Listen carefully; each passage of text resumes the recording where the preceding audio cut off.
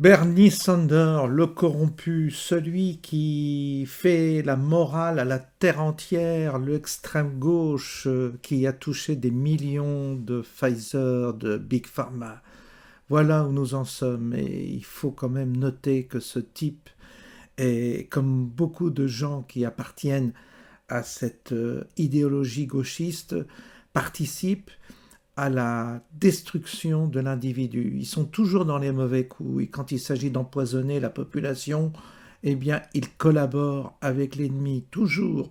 Et là encore, ce type-là qui est une pourriture finie, on a les révélations aujourd'hui, il a touché plusieurs millions de dollars de Big Pharma, et dans cette séquence, on voit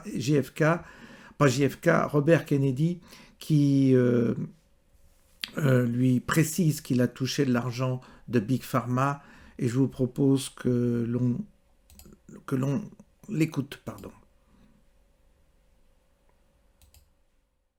I'm going to make America healthier than other countries in the world right now. Will you guarantee do what every other major country does? That's a simple question.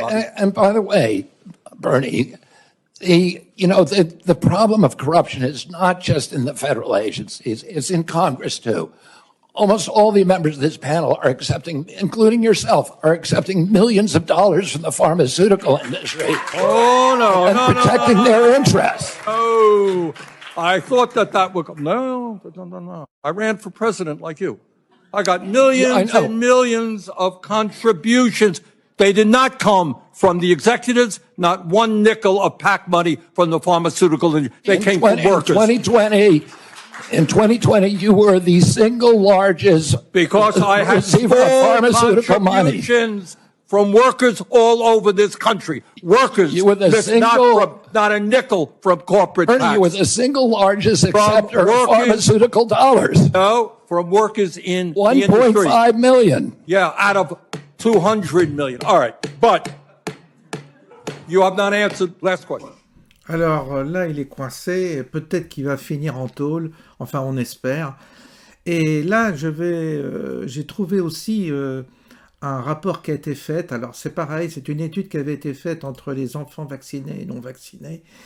Et le rapport est accablant pour malheureusement les enfants vaccinés.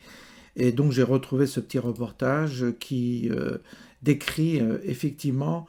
Alors, étude qui a été mis sous le tapis pour pas que ce soit diffusé.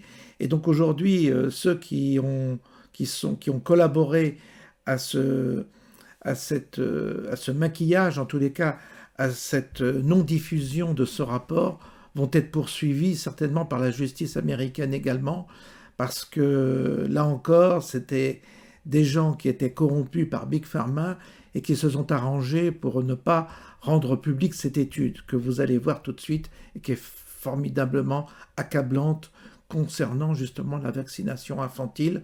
Une vaccination infantile, bien entendu, dénoncée aujourd'hui par Jean-Marc Sabatier et quelques autres scientifiques. Je vous laisse écouter et je vous souhaite une bonne journée. Les sujets vaccinés étaient 4 fois plus susceptibles d'être diagnostiqués asthmatiques.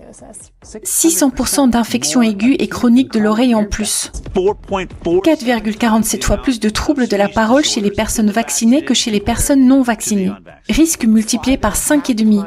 Augmentation de 616%. Problèmes d'apprentissage, retard de développement, retard de langage, retard de parole. Parmi le groupe non vacciné, il n'y avait aucun cas de dysfonctionnement cérébral, aucun cas de diabète, aucun problème de comportement, aucun trouble de l'apprentissage, aucun handicap intellectuel, aucun tic et aucun autre handicap psychologique. Aucun. C'est une grande différence. Il est très important que cette étude soit rendue publique. C'est dévastateur. Cet article aurait dû être publié en urgence. Nous rendons systématiquement les enfants malades, et pas seulement un peu. Très malade. C'est peut-être l'étude la plus importante qui ait jamais été réalisée et elle doit être publiée. Il le sait, s'il appose son nom sur ce document, sa carrière est terminée. Je suis évidemment très émue. Zerbo va probablement perdre son emploi à cause de cela.